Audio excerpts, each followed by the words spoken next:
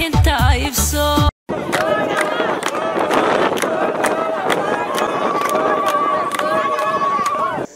oo meesha ugu dadka badan ee aanu saaka soo marnay waxaan rabnaa in aanu qof inaga harin inaanu kaadh inaga noqon maanta ka turjumaysa in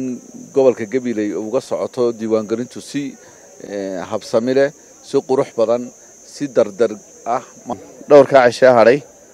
qof waliba inuu kaarkiisa qaato oo xaqqa dastuurigu leeyahay uu ka faa'iideysto wafdi ballaaran oo hogaaminayo wasiirka isgaarsiinta tiknoolajiyadda Somaliland ayaa soo kormeeray habsami u socodka kaar qaadashada codbixinta doorashooyinka Somaliland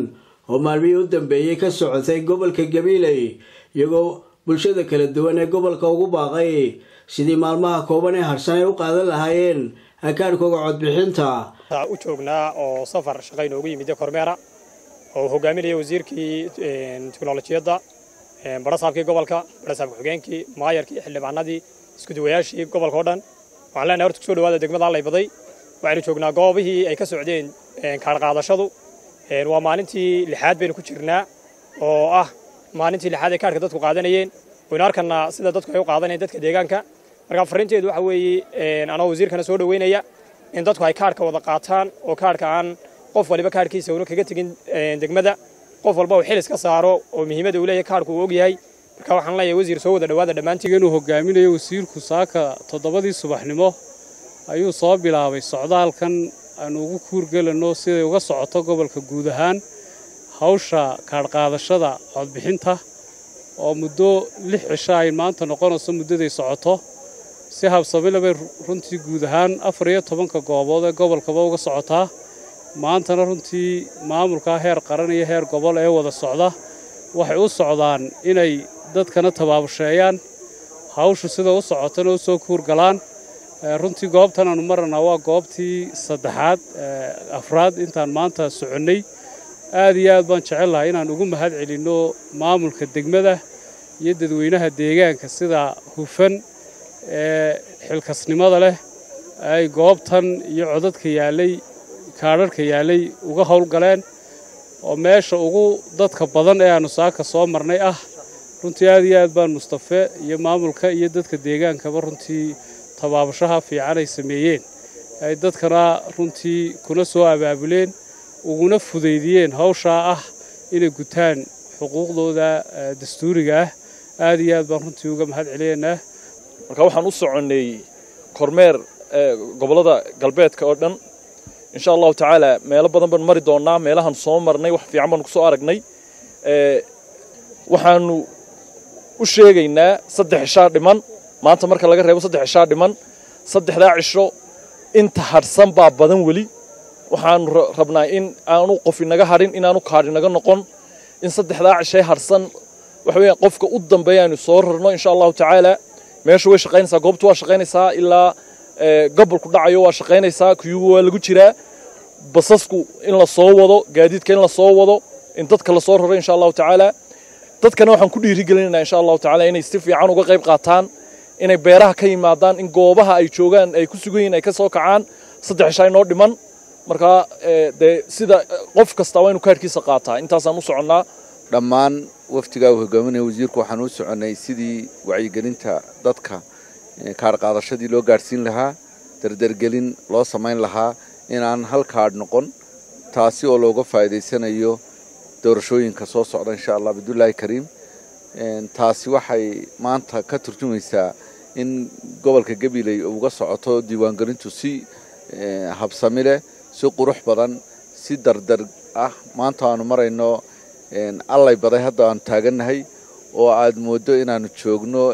caasimadooyinkii waaweynaa ee Somaliland sida loo laba dhigayo gaadiidka iyo sida fiican ee shacabka iyo gudoomiyaha degmada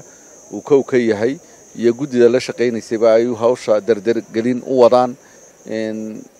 shacabkuna ula shaqeynayaan si wanaagsan waxaan iyagana u mahad celinaynaa komishinka qaranka Jamhuuriyadda Somaliland oo si wanaagsan hawsha u wada dhalinyarada halkan goobaha jooga gobolkuna ay si wanaagsan ugu shaqeynayaan waxaan joognaa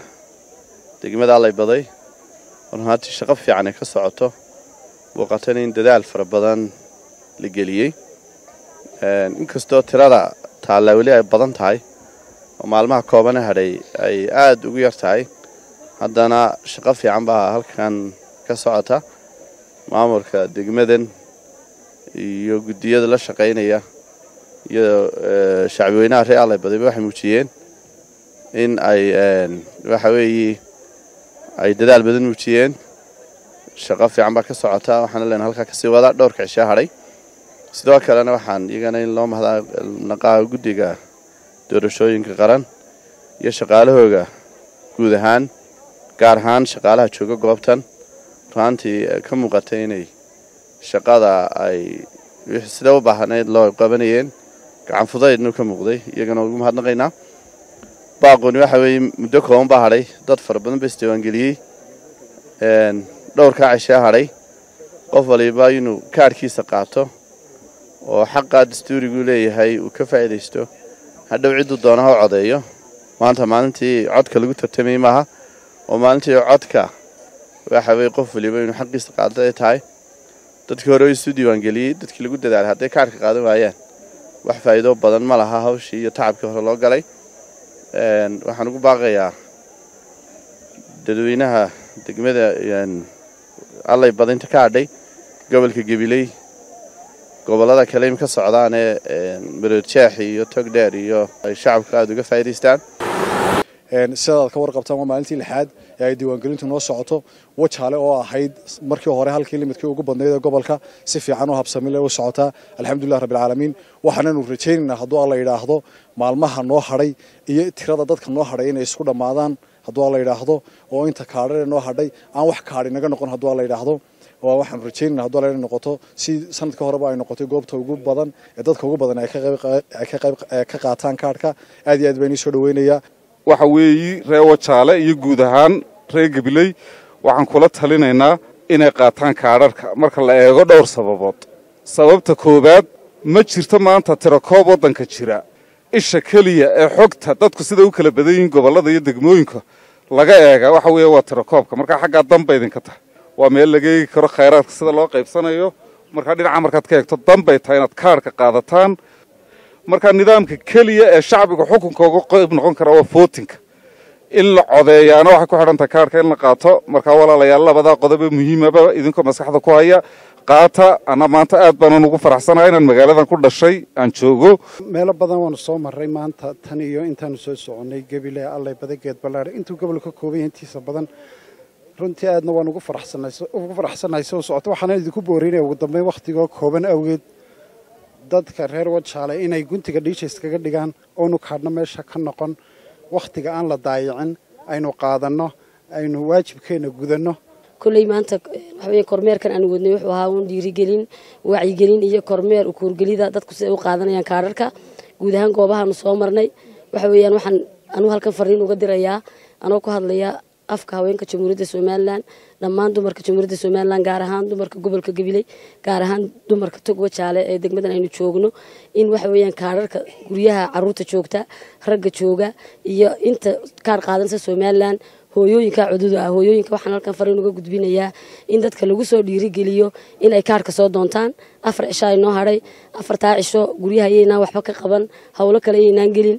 qofka jaarkaaga ah gabadha kaleed garanayso caruurta gurigaaga joogta ka imtixaanka ku jira ninka guriga jiifa ka kale hawsha qabanaya intaba u dibdhaxaadka hooyada waa hooyooyinka waxaan halkan fariin uga gudbinayaa dadaalka waad badiseen way socotaa laakiin dadaalka inta aynaynu ka kordhino gobolka Gabiley dad badan baa iska diiwaangeliyay dadka badan iska diiwaangeliyay waxaan ku wacyigelinaynaa kaararka haddaad qaadan weydaan wax alla waxay noo soconayaan ma jiraan kaarka hadii la qaadan waayo diiwaangelinta iyo wixii nagaga baxay oo dhanba waxay noqonayaan hal bacaad lagu lisay Muuse Xuseen Xasan Live TV gobolka Gabiley